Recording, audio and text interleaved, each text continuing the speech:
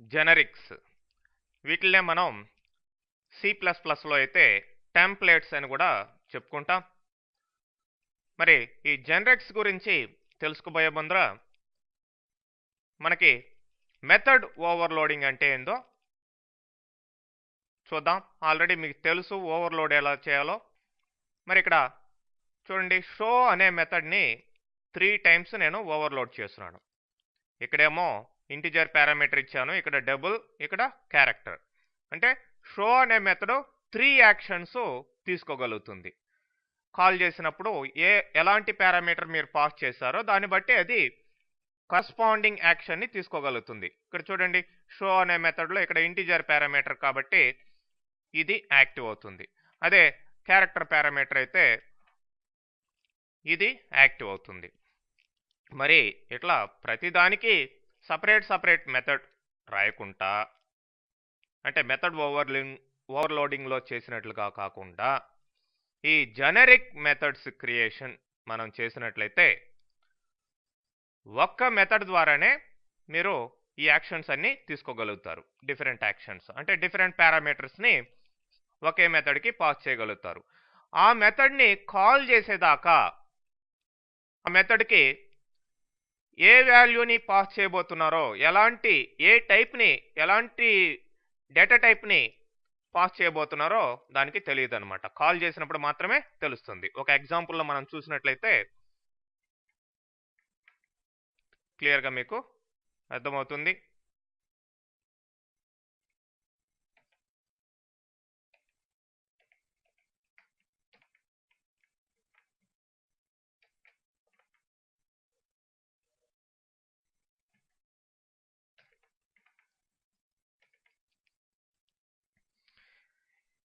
మీరు చూడండి, ఈ క్లాస్ జనరేటర్ అనే దాంట్లో ఒక మెథడ్ క్రియేట్ చేసాం.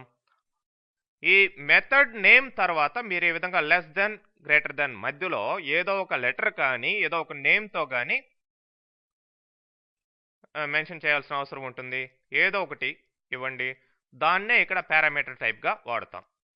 దీనికి ఒక వేరియబుల్ లాగా ఏదో ఒకటి డిక్లేర్ చేయండి. అంటే టైప్ ఆఫ్ వాల్యూ అనేదానికి వాల్యూ అనేదాన్ని నేను ఇక్కడ పారామీటర్గా ఇవ్వడం జరిగింది. సో ఇక్కడ సింపుల్ మెసేజ్ని యొక్క వాల్యూని ప్రింట్ చేసే విధంగా రైట్ లైన్ ద్వారా ఇచ్చాం. తర్వాత ఈ క్లాస్కి మీరు ఆబ్జెక్ట్ని EXO అనే ఆబ్జెక్ట్ని క్రియేట్ చేశారు. మరి EXO అనే ఆబ్జెక్ట్లో ఉన్న ఈ షో మెథడ్కి ఫస్ట్ ఇంటిజర్ వేరియబుల్ యొక్క వాల్యూ, అంటే ఇంటిజర్ వాల్యూ పాస్ చేశారు. తర్వాత క్యారెక్టర్ వాల్యూ పాస్ చేశారు. తర్వాత double value, decimal value pass చేయడం జరిగింది. మరి ఇక్కడ 3 టైప్స్ ఆఫ్ వాల్యూ పాస్ చేసినా కూడా సింగిల్ మెథడే మీకు సరిపోతుంది. ఇదన్నమాట జెనరిక్ మెథడ్ క్రియేషన్. చూడండి రిజల్ట్.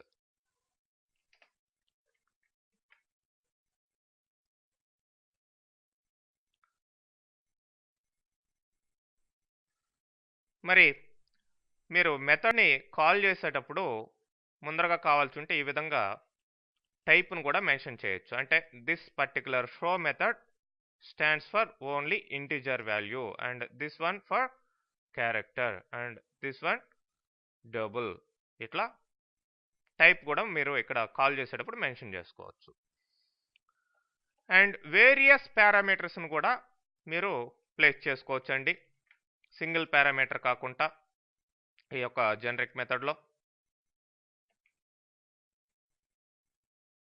ఈ ఎగ్జాంపుల్లో గమనించినట్లయితే మనం 2 పారామీటర్స్ ఇవ్వడం జరిగింది. ఒకటేమో స్టాండర్డ్గా స్ట్రింగ్, అంటే ఇది మార్పు లేదు, స్ట్రింగే ఖచ్చితంగా ఇవ్వాలి, స్ట్రింగ్ వేరియబుల్ తీసుకున్నాం.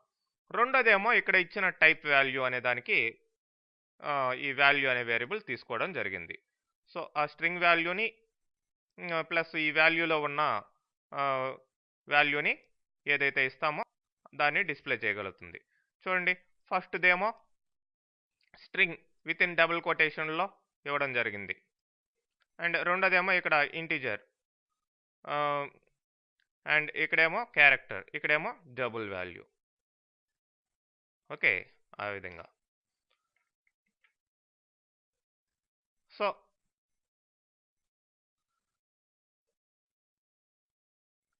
మీరు రెండిటిని కూడా డిఫరెంట్ టైప్స్గా మెయింటైన్ చేయొచ్చు. చూడండి, ఫస్ట్ టైప్ అని ఇచ్చాను, సెకండ్ టైప్ అని ఇచ్చాను. ఫస్ట్ టైప్కి ఒక వేరియబుల్ తీసుకున్నాను, సెకండ్ టైప్కి ఇంకొక వేరియబుల్ పారామీటర్లో తీసుకోవడం జరిగింది. అంటే ఇంతకు ముందర స్ట్రింగ్ అని కన్ఫామ్గా ఇచ్చేసాం, అట్లా కాకుండా రెండిటిని కూడా మార్పు చేసే విధంగా ఇచ్చుకోవచ్చు.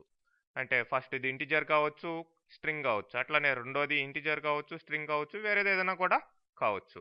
ఓకే, జనరిక్ మెథడ్స్ లాగానే జనరిక్ క్లాసెస్ని కూడా మనం క్రియేట్ చేయొచ్చు. జనరిక్ క్లాస్ని క్రియేట్ చేసేదానికి మీరు ఇట్లా క్లాస్ నేమ్ తర్వాత మెథడ్కి ఏ విధంగా అయితే ఇచ్చారో ఆ విధంగా లెస్ దెన్ గ్రేటర్ దెన్ మధ్యలో ఏదో ఒక లెటర్నో లేదంటే నేమ్నో మెన్షన్ చేయండి. దానికి ఇక్కడ వేరియబుల్స్ తీసుకోండి. ఓకే, దట్ పర్టికులర్ వేరియబుల్ మీకు డిస్ప్లే అవుతుంది. ఈ ఎగ్జాంపుల్లో మనం గమనించినట్లయితే తెలుస్తుంది.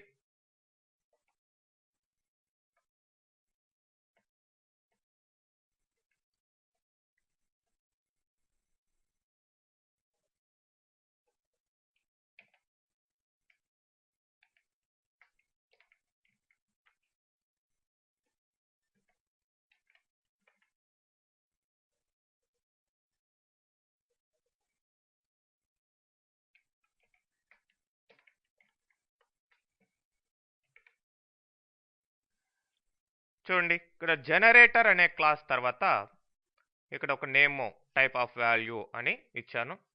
వేరేది ఏదైనా మీరు ఇచ్చుకోవచ్చు. సో దానికి ఇక్కడ ఒక వేరియబుల్ తీసుకున్నాం, దాంట్లో ఉండే వాల్యూ షో అనే మెథడ్ ద్వారా డిస్ప్లే చేస్తున్నాం. మరి ఈ క్లాస్కి ఆబ్జెక్ట్ని క్రియేట్ చేసేటప్పుడు ఇట్లా మీరు ఆ టైప్ ఏంటో మెన్షన్ చేయాల్సిన అవసరం ఉంటుంది. ఇంటిజర్ అని ఇచ్చాం. సో దిస్ పర్టికులర్ వాల్యూ అనే వేరియబుల్లో ఇంటిజర్ వాల్యూ స్టోర్ కావాలి అని అర్థం అనమాట. సో దాన్ని షో మెథడ్ ద్వారా షో చేస్తున్నాం. ఓకే,